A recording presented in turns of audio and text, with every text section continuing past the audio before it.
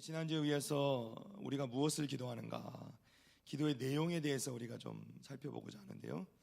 그동안 우리가 무조건 무엇을 달라는 간구, 그것을 기도라고 생각하는데, 그 기도의 내용이 그러한 간구가 주류를 이루던 것에서 주님께서 우리에게 가르쳐 주신 그 기도의 모범을 통해서 우리가 정말 어떤 것을 구해야 되는지, 그죠? 우리가 하나님께 그저 간구만 구하는 것은 우리의 신앙의 성장을 가져올 수 없고 또 우리의 삶의 변화도 가져올 수 없다, 이렇게 말씀을 드렸습니다. 우리가 이렇게 기도하면 우리 기도는 항상 입에서만 맴돌게 되고, 정말 우리가 기도하는 것이 그냥 우리의 말로만 끝나버리는, 그래서 우리가 이렇게 드리는 기도 자체가 너무나도 내 중심적이고 자기 중심적이고 주관적인 기도로 흐르게 되기 때문에 이것은 우리의 기도가 나아지는, 이런 성장하는 것을 볼 수 없다, 이렇게 말씀을 좀 드렸습니다. 좀 더 지난주에 나눴던 말씀들을 좀 생각해 보면, 그럼 우리가 하나님께 무엇을 기도해야 되는가? 사실은 이제 주기도문으로 우리 아이들 주일 학생들을 가르치면 아주 간단하게 이렇게 5손가락에 가르치죠. 하나님 아버지 감사합니다, 주세요, 용서해 주세요, 주세요, 예수님 이름으로 기도합니다, 아멘. 이렇게 그냥 우리가 흔하게 생각하는 하나님을 부르고 또 하나님께 감사의 기도를 드리고 또 하나님께 이제 용서의 기도를 드리고 그리고 간구하는 기도를 드리고 맨 마지막에 이제 예수님의 이름으로 기도하는, 이렇게 간단하게 끝나는 걸 말씀을 드리지만, 우리는 이제 그런 이제 단순한 것이 아니라 주님께서 가르쳐 주신 이 주기도문의 내용들을 통해서 조금 더 좀 깊게 살펴보는, 조금 더 우리가 그 내용들의 의미를 좀 곱씹어 보는 쪽으로 우리가 지금 이렇게 말씀을 좀 나누고 있습니다. 자, 지난주 이제 말씀을 나눈 것을 좀 돌아보면 찬양의 기도가 먼저 나왔죠. 하나님께 찬양을 드리는, 우리의 기도의 대상은 오직 하나님 한 분이시고 그 중에서도 우리는 성부 하나님께 기도를 올리는 것이다. 그리고 우리가 하나님께 기도 드릴 때 우리는 우리를 지으신 목적 그대로 되도록이면 우리 하나님께 찬양으로 영광을 올려드리는 그런 기도를 드리는 것이 좋다. 그래서 되도록 아름다운 찬양의 기도, 그렇죠? 그래서 보면 찬양은 곡조 붙은 기도라 이렇게 말하는데, 거꾸로 생각하면 기도는 곡조가 빠진 찬양이다라고 볼 수도 있다는 거죠. 그래서 우리가 하나님을 높여드리는, 되도록이면 더 멋진 것들, 그래서 때로는 우리가 공부가 필요하다 그랬죠. 준비해서 열심히 하나님을 높여드리는 그러한 기도가 우리 가운데 필요하다. 그래서 하나님의 영광으로 시작해서 기도는 하나님의 영광으로 마치는 것이다. 주님께서도 하늘에 계신 우리 아버지의 이름이 거룩히 여김을 받으시오며, 하나님의 영광으로 시작해서 맨 마지막에 대개 나라와 권세와 영광이 아버지께 영원히 있사옵나이다, 영광으로 마치는 것이 주님께서 가르쳐주신 기도의 모범이었다, 이렇게 말씀을 드렸습니다. 또 우리가 기도하는 것은 하나님 나라와 하나님의 뜻을 위하여 기도하는 것이라 말씀드렸습니다. 우리가 절대로 간과하고 뛰어넘어서는 안 된다는 것. 우리의 기도는 하나님의 뜻을 위한 것이어야 된다. 내 것을 구하는 것이 아니라 하나님의 뜻을 위하는 기도가 있어야 된다. 그리고 우리가 일용할 양식을 구하는 기도에 대해서도 말씀드렸습니다. 일용할 양식을 구하는 것, 물론 이 기도는 필요한 것을 날마다 기도하는 그런 구하는 간구의 기도에 속하고 있지만은, 그 속뜻을 생각해 보면 그저 나의 필요를 구하는 것이 아니라 매일매일, 그죠? 하나님의 말씀으로, 하나님의 은혜로, 믿음으로 살 수 있도록 구하는 기도였다, 이렇게 말씀을 드렸습니다. 그래서 신명기서 말씀에 나오는 이스라엘 백성들, 광야에 40년 동안 그들이 먹는 것, 매일매일 먹을, 그들이 들어본 적도 없고 본 적도 없었던 만나를 먹이시고 또 메추라기로 고기도 먹이시면서 그들이 입고 있던 모든 옷이 그 40년 광야 생활 동안에 헤어지지 아니하고 그 신발도 닳지 아니하는 그런 은혜를 누릴 수 있었던 것, 그것을 통해서 주님께서도 말씀하시는 것처럼 너희가 떡으로 사는 것이 아니라 하나님의 말씀, 하나님의 입에서 나오는 그 말씀으로 사는 것이다 말씀하시는 것을 우리가 돌아보면서 우리가 정말 매일매일을 하나님의 말씀으로, 은혜로, 믿음으로 살아갈 수 있어야 된다. 그것을 하나님께 구하는 것이다 라고 말씀을 드렸습니다. 그리고 이제 마지막으로는 회개와 용서의 기도에 대해서 말씀드리면서, 우리가 우리에게 죄 지은 자를 사하여 준 것 같이, 이렇게 시작된다는 거죠. 그래서 우리가 하나님께 먼저 용서를, 우리의 죄를 용서를 구하기 전에 어떻게 해요? 먼저 우리에게 죄 지은 자를 용서할 수 있어야 된다. 우리가 우리에게 죄 지은 자를 용서해 준 것 같이 우리의 죄를 용서해 주옵소서, 이렇게 하나님께 간구하는 그 기도의 순서가 있다라는 것이죠. 그래서 하나님의 용서를 구하기 전에 우리는 먼저 사람과의 관계 안에서, 그렇죠? 우리가 1만 달란트 빚진 자라는 것을 늘 잊지 아니하는 것. 우리에게 작은 것을 빚진 자리에게 가서 우리가 정말 그에게 시비를 거는 것이 아니라 우리가 정말 하나님 앞에서 사람과의 관계 안에서 먼저 우리가 용서하고 그 다음 우리가 용서를 하나님께 구할 수 있어야 된다, 이렇게 말씀을 드렸습니다. 자, 오늘 이제 기도의 내용에 대한 주님이 가르쳐주신 주기도문 안에서는 이제 마지막 내용이 될 텐데요, 13절 말씀, 마태복음 6장 13절 말씀 우리 한번 같이 보겠습니다. 우리 함께 읽어볼까요? 시작. 우리를 아멘. 영원히 싸움나이다. 아멘, 아멘. 자, 우리 뒤에 이제 가로친 부분은 빼고, 우리를 시험에 들게 하지 마시옵고 다만 악에서 구하시옵소서. 구원받은 신자라도 여전히 불완전한 존재입니다. 그래서 우리도 시험에 들 수밖에 없다는 것이죠. 여러분, 저는 시험에 든 적이 한 번도 없습니다. 약간 비정상적이죠. 우리 다 모두가 시험에 들 때가 있단 말이죠.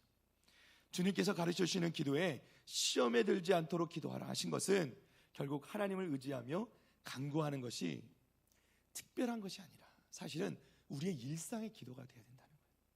날마다 우리가 시험에 들 때만 기도하는 것이 아니라 우리는 날마다 시험에 들 그러한 위험성이 있기 때문에 날마다 시험에 들지 않도록 깨어서 기도해야 된다 말씀하는 겁니다. 우리는 시험에 들었다라는 이런 표현을 자주 씁니다. 시험에 들었다. 이 시험에 해당하는 단어가 이제 페이라스모스라는 단어인데요, 이것은 어떤 사물의 정체 혹은 본질을 알기 위해 시험하는 것을 의미합니다. 자, 시험이란 것이 우리가 단지 사단이 우리에게 주는 시험을 통해서 우리가 넘어지는 그런 어떤 우리가 생각하는 유혹들, 시험들을 얘기하기 쉽고 생각하기 쉬운데, 이 원래 단어의 의미는 뭐냐면, 이 시험이란 것 자체가 우리가 어떠한 것이 이것이 무엇인지를 알아볼 때, 예를 들면 우리가 혈액형이란 것도 알아볼 때요, 여러분 혈액형을 우리의 피를 뽑아다가 이 혈액형을 알아볼 수 있는 뭐라고 그러죠? 이 시험지에다가 이것을 이제 뿌려보고 섞어보는 거죠. 그래서 이것이 섞이면 뭐 O형, 뭐 섞이지 않고 분리되면 무슨 A형, B형 이렇게 나눠지는 것처럼 실제로 그것의 정체가 무엇인지 그리고 그것의 본질이 무엇인지를 알기 위해서 시험할 때 쓰는 말이 바로 이 시험이라는 단어라는 것입니다. 결국 시험이 다른 의미로는 우리가 정말 그리스도를 믿고 예수님을 믿으면서 우리가 정말 그리스도를 믿는가, 우리의 신앙이 정말 신앙인가, 우리의 믿음이 참 믿음인가 라는 것을 경험하고, 그러니까 이것을 시험해 보기 위한 것으로 오는 시험을 나타낼 때도 이 시험이라는 단어를 우리가 쓸 수 있다는 것이죠. 결국 우리가 시험을 당하는데 이 시험을 통해서 우리가 무엇을 알 수 있어요? 우리의 믿음이 참 믿음인지를 알 수 있고, 우리가 정말 참 믿음 생활을 하고 있는지, 내가 정말 예수님을 정말 잘 믿고 있는지, 이러한 것들을 우리가 어떻게 해요? 시험해 볼 수 있게 된다는 것이죠. 이것을 드러낼 수 있게 된다는 것입니다. 시험이라는 것 자체는 어찌 보면 그런 의미에서는 중립적인 것처럼 보입니다. 시험을 통하여서 우리가 넘어지면 우리는 악으로 빠져들 수밖에 없지만, 우리가 그 시험을 이기고 넘어서면 오히려 이 시험이라는 것이 우리 자신의 믿음을 증명해 보일 수 있는 증거가 되기도 한다는 것이죠. 그러면 시험은 어디로부터 오는 것인가? 시험은 어디로부터 오는 것인가?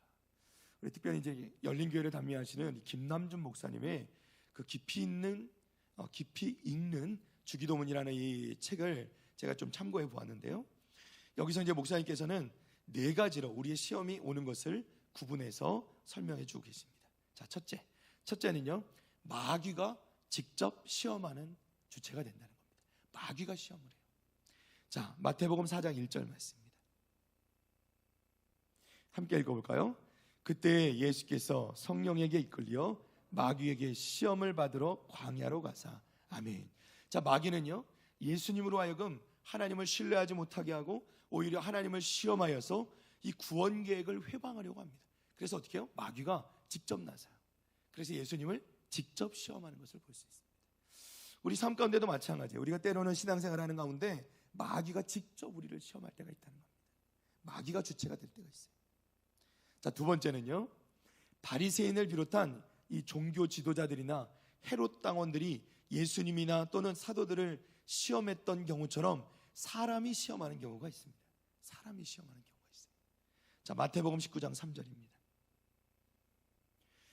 바리새인들이 예수께 나와 그를 시험하여 이르되, 사람이 어떤 이유가 있으면 그 아내를 버리는 것이 옳으니까. 아멘. 자, 바리새인들 중 하나가 예수님을 시험하고 있습니다. 이것은 바리새인들이 예수님께 대해서 결혼에 대한 가르침을 얻고자 하는 것이 아니었다는 거예요.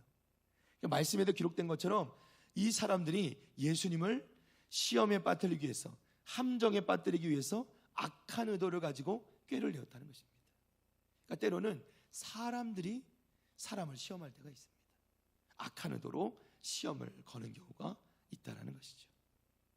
자, 그리고 세 번째로는요, 예수님께서 사람들을 시험하실 때도 있어요. 자, 요한복음 6장 6절입니다. 다 같이 한번 읽어볼까요? 시작. 이렇게 말씀하심은 친히 어떻게 하실지를 아시고 빌립을 시험하고자 하심이라. 아멘.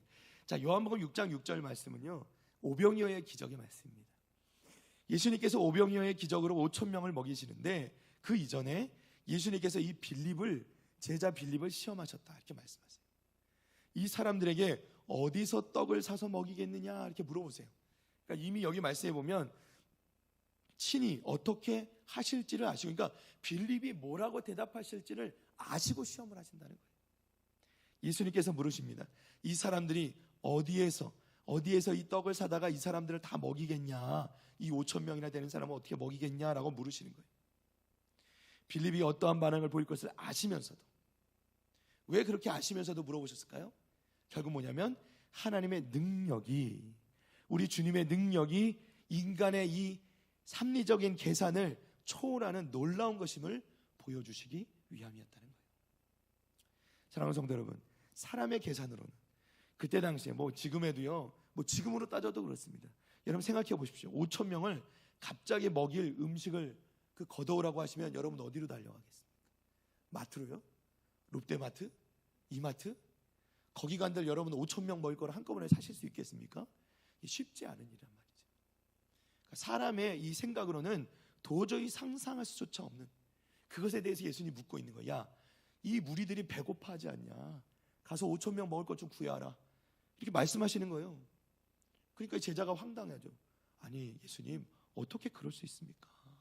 구할 수가 없고 우리 그럴 만한 돈도 없습니다. 그런데 예수님께서 어떻게 해요? 그 가운데 어린아이 하나가 가지고 있던 그 보리떡 5개, 물고기 2마리 축사하시고 그 5,000명을 다 먹이시고 12광주리 다 남기신 줄로 믿습니다. 이 찬양을 잘 모르시는군요. 예. 보리떡 5개, 물고기 2마리, 오병이어 찬양이 있거든요. 애들 가르쳐주는. 제가 맨날 기타 메고 그 낙도 오지 성교 나가면 맨날 애들한테 가르쳐주는, 배불리 먹고 남은 게 12광주리 나 이렇게 찬양하는 찬양이 있는데요. 정말 그렇게 예수님께서 놀라운 역사를, 기적을 베풀어 주시는 것이죠. 그것을 통해서 그 제자들은, 그곳에 모인 사람들은 어떻게 해요? 그 한순간에 하나님의 그 놀라운 능력이, 하나님의 그 놀라운 이 전능하신 능력을 눈앞에서 보게 된 줄로 믿습니다. 이것을 보여주기 위해서 예수님께서는 그야말로 선한 의도로 시험을 하신 것이죠. 결코 여기에는 악한 의도가 없는 것입니다. 자, 마지막 네 번째로, 인간이 연약하여 스스로 시험에 들어가는 경우도 있습니다. 그러니까 스스로 시험에 들어가는 거예요. 이것이 흔한 경우는 아니고 아주 드문 경우이긴 한데, 마태복음 26장 41절 말씀 봅니다. 다 같이 한번 읽어봅니다. 시작. 시험에 들지 않게 깨어 기도하라. 마음에는 원이로되 육신이 약하도다 하시고. 아멘. 자, 인간 자신의 연약함이 자신을 시험을 받도록 하는 경우도 있는 거예요. 그리고 사단은 이것을 잘 이용한다는 것이죠. 그러니까 그래서 예수님께서는 제자들에게, 지금 이 말씀이 어디 나오는 거냐면 제자들 데리고 겟세마네 동산에 올라가서 기도하시는 가운데 제자들에게 시험에 들지 않게 깨어 기도하라 이렇게 말씀하신대요. 그럼에도 불구하고 제자들은 어떻게 해요? 잠들고 말았다는 거죠. 그 육신의 연약함 때문에 잠이 들고 말았다는 거예요. 그리고 그것 때문에 시험에 빠지게 되는 것이죠. 마귀가 이 제자들을 밀가부르듯 그렇게 하려고 요구하고 있는 이 시험의 때에 제자들은 깨어있지 못하고 이 시험에 빠져서 잠들어 버렸고 스스로 자신의 연약함 때문에 시험에 깊이 빠져들게 되었다는 것이죠. 예수님께서는 분명히 시험에 들지 말게 해달라고 기도하라 말씀하십니다. 그럼에도 시험이 우리에게 유익이 될 수 있을까요? 제가 이제 이 서두에 분명히 시험이라는 것이 우리에게 유익이 되기도 한다 말씀하셨죠. 근데 주님 분명히 시험에 들지 않게 기도하라고 하셨죠. 사랑하는 성도 여러분, 시험이요 우리에게 유익이 되는 이유는 시험에 들었다는 그 사실 자체가 아니에요. 그 시험 자체가 어떻게 우리에게 유익이 되겠어요? 그럼 우리에게 고난이 되고 우리에게 고통이 되죠. 힘든 것들이 되죠. 그런데 그것이 어떻게 우리에게 유익이 되는가? 우리가 그 시험을 당하게 될 때 우리가 어떻게 해요? 우리 스스로에 빠져 있는 것이 아니라 하나님을 더 의지하고 하나님을 더 구하고 하나님을 더 찾고 하나님께 더 기도하게 될 때 그 시험에 들었다는 사실 자체가 아니라 믿음으로 우리가 그것을 이겨내게 될 때에 얻게 되는, 비로소 얻게 되는 그 영적 유익을 말씀드리고 있는 거예요. 그러니까 사랑하는 성도 여러분, 우리가 시험이 우리에게 유익이 되는 것이 아니라 결국 우리가 그 시험을 이길 때에 그것이 우리에게 유익이 되는 줄로 믿습니다. 그래서 우리는 날마다 시험에 들지 않도록 기도해야 돼요. 그리고 시험이 들 때에는 예수님이 제자들이 그러했던 것처럼 우리의 마음은 원이지만 우리의 육신이 약하여 넘어지게 되는 경우도 분명히 있기 때문에 우리는 하나님을 의지하면서 날마다 기도해야 되는 줄로 믿습니다. 우리가 믿음의 경주를 해나갈 때 필연적으로 어쩔 수 없이 우리 가운데 시험이 다가올 때가 있다는 거예요. 영적 싸움이 벌어지게 될 때가 있다는 겁니다. 그 시험의 경우에는 우리가 그 시험 가운데 빠져서 넘어지거나 지지 않도록 날마다 기도해야 되는 줄로 믿습니다. 근데 이것은 분명히 이 거룩한 영적 싸움에서는 이 싸움을 해나가는데 일어나는 어찌 보면 시험이라는 것은 불가피한 일일 수도 있다는 것이죠. 우리가 정말 이렇게 잠자면서 잠들어서 게으르게 영적으로 게으르게 있으면요 사단이 우리를 시험하지도 않는다니까. 우리 유진사님께서도 우리 대표 기도하시면서 기도하셨지만은 우리 교회 가운데 우리 북일교회 가운데 정말 하나님께서 관심도 없으시고 또 하나님께서 신경도 안 쓰시는 그런 교회면 사단이 우리 교회에 신경도 안 쓴다는 거죠. 근데 우리 가운데 기도의 제목을 주시는 것은 아마도 하나님께서 이 마지막 때 우리 북일교회를 쓰시고자 하는 목적이 있기 때문인 줄로 믿습니다. 그러니까 우린 더 깨어서 기도해야 되죠. 당당하게 흔들리지 말고 내 자신의 연약함과 개인적인 욕심, 헛된 욕망 이런 유혹에 빠져가지고 겪게 되는 시험은 별개입니다. 이걸 말씀드린 게 아니에요. 그런 시험은 당하지 않아야 되죠. 그건 항상 그런 시험에 들지 않도록 우리는 깨어서 기도해야 됩니다. 그건 유익이 안 돼요. 스스로 빠져드는 절대로 이런 것은 유익이 되지 않습니다. 그러니까 우리가 시험에 들게 하지 마옵시고 기도할 때 우리가 그것을 되도록이면 시험을 피할 수 있기를 구하되 피해야만 하는 개인적인 욕심, 욕망으로 인한 시험은 피하게 하시고 우리가 믿음의 길을 가면서 필연적으로 만날 수밖에 없는 사단으로 말미암아서 필연적으로 만날 수밖에 없는 그런 시험에 대해서는 하나님 우리를 보호해 주시고 우리가 그것을 그 시험에 빠지지 않고 우리가 그것을 능히 넘어설 수 있게 하여 주옵소서. 우리를 지켜 주옵소서. 이 기도가 바로 우리를 시험에 들게 하지 마옵시고 이런 기도가 된다는 것이죠. 우리는 시험을 당했다고 해서 낙담해서도 안 되고요. 시험을 당하지 않는다고 교만해서 자랑하지도 말아야 된다는 겁니다. 오히려 시험은 우리 자신의 믿음 상태를 점검하게 하는 것이고 그 시험은 우리가 오직 하나님만 의지하고 정말 하나님만 믿음으로 나아갈 수 있는 그렇게 우리를 이끄는 견인줄이 되기도 하는 것이죠. 그래서 우리는 주님께서 가르쳐주신 기도처럼 우리를 시험에 들게 하지 마옵시고 기도하되 또한 바울 사도의 말씀을 우리 마음 가운데 새겨야 되는 거예요.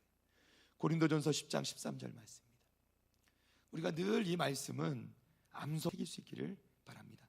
다 같이 한번 읽어볼까요? 시작. 사람이 감당할 시험 밖에는 너희가 당한 것이 없나니 오직 하나님은 미쁘사 너희가 감당하지 못할 시험 당함을 허락하지 아니하시고 시험 당할 즈음에 또한 피할 길을 내사 너희로 능히 감당하게 하시느니라. 아멘. 할렐루야.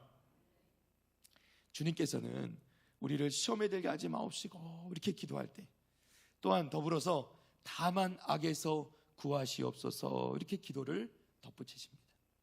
우리가 시험에 빠질 때 하나님께서 건져주시고 우리를 지켜주시지 않으면 우리는 악에 빠지게 될 수밖에 없다는 거예요. 실제 우리가 시험에 빠질 때가 얼마나 많이 있습니까?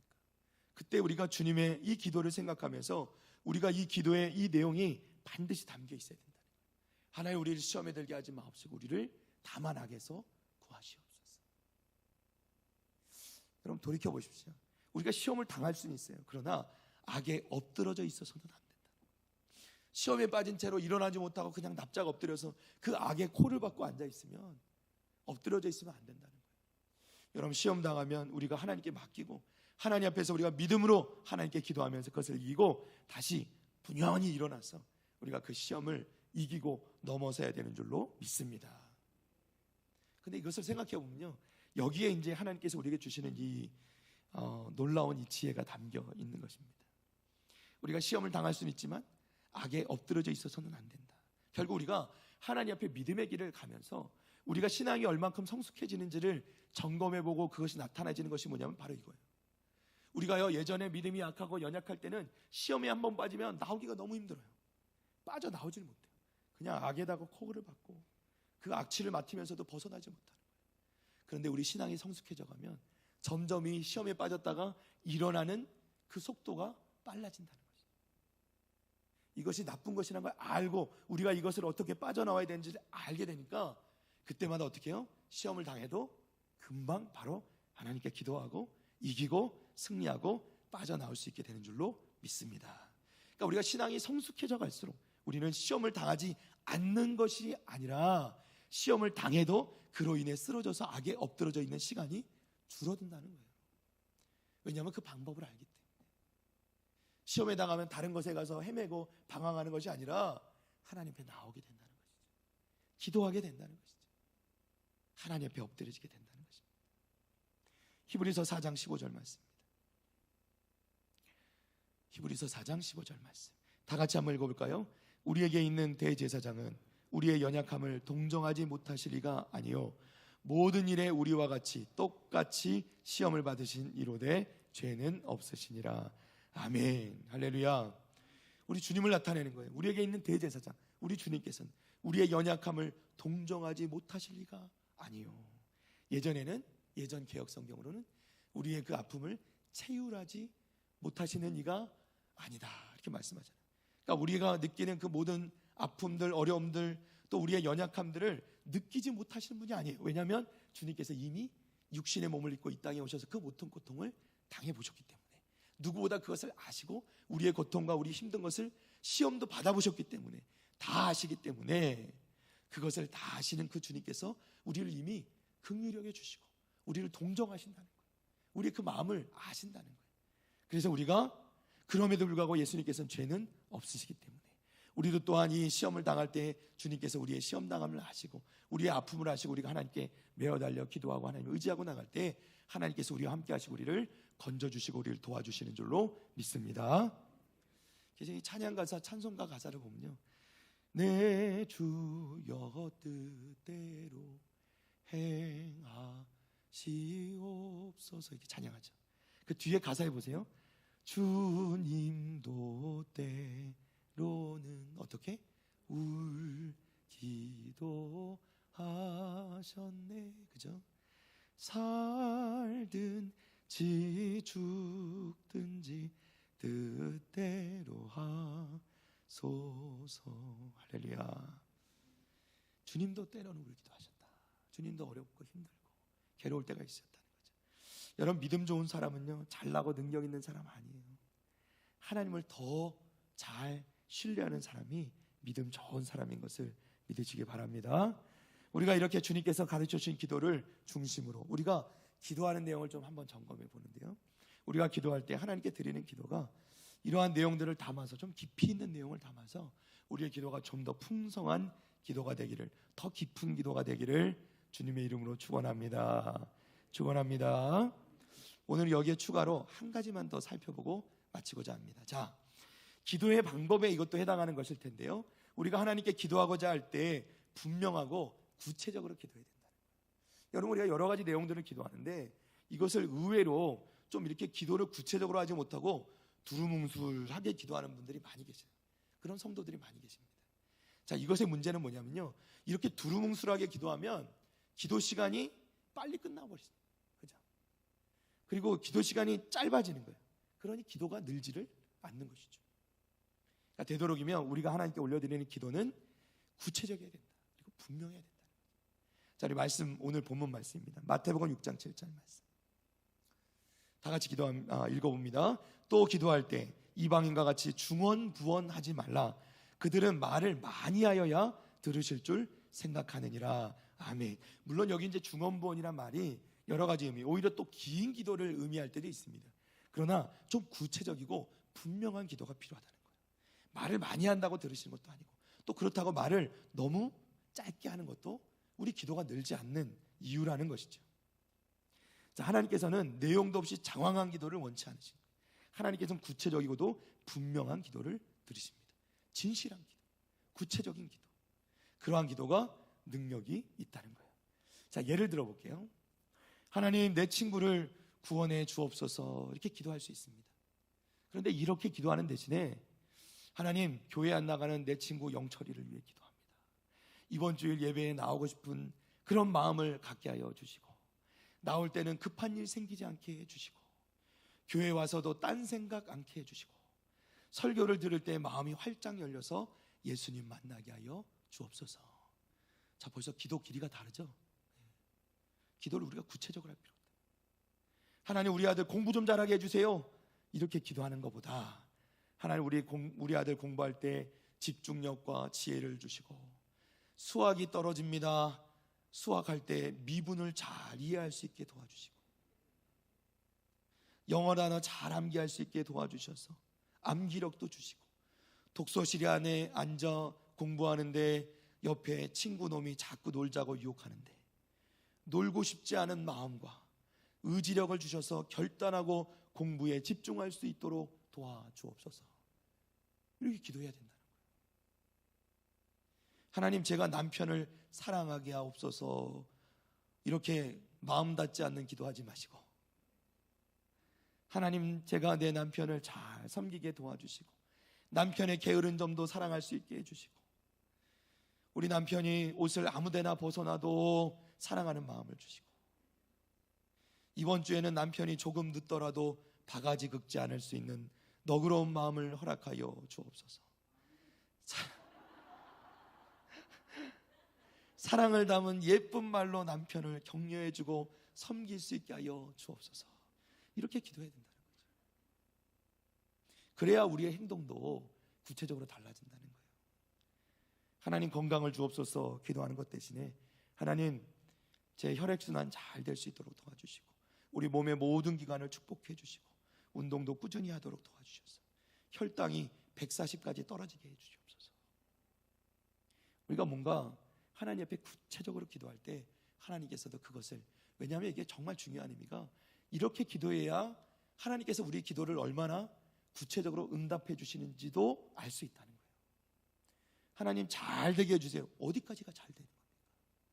구체적으로 분명하게 기도할 때 하나님께서 우리 기도에 응답해 주시고 또 은혜를 더하여 주시는 것을 우리가 깨달아 또 우리 가운데 간증이 더 넘치게 되는 인생이 될 줄로 믿습니다.